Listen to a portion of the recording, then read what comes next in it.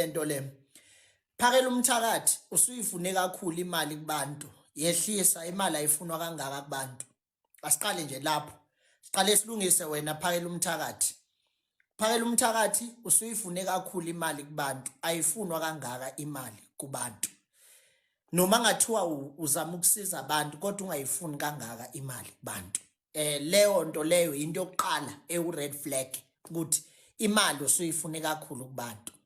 One, uqale wena wenza isimemezelo wathi ufuna u5 million. U5 million lo okade ufuna awuzange uzuthole lo 5 million. Right? Wonke umuntu wangimangalela wazwajikelwa ngisho nawo Alabaster. Alabaster ke vele ujwayele ukungiyanya entweni engizenza nginandaba.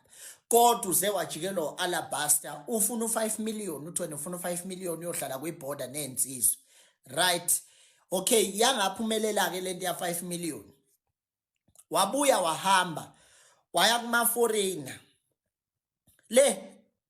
Wayocela ama donation kuona.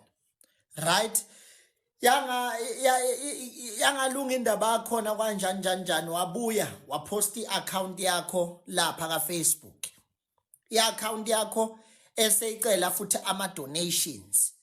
Afakwa ama donations abantu befaka ama donations Nkosi yami bekuxhasa kulento yakho. Uyasuka ke lapho manje. Awugcini lapho usubuya uzoposta lento leka kangizwe emchunu.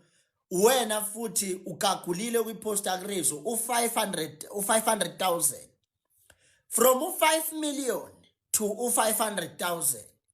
Okay bafowethu manini ke ungizwa kabuye la ungizwe emchunu ufuna nje ukubuya nalento yakhe ungizwe emchunu akusiyo umuzi wakhe loshile angithi lo umuzi kangizwe nginasi isithombe sawo thana ngisibeke la isithombe sikangizwe na umuzi kangizwe emchunu lo ahlala kuwo akusiloshile lo musana ukuthatha isithombe somuzi ahlala kuwo nisimatanise naloshile akusumuzi oshile lo ungizwe lo ahlala kuwa ushanga abantu la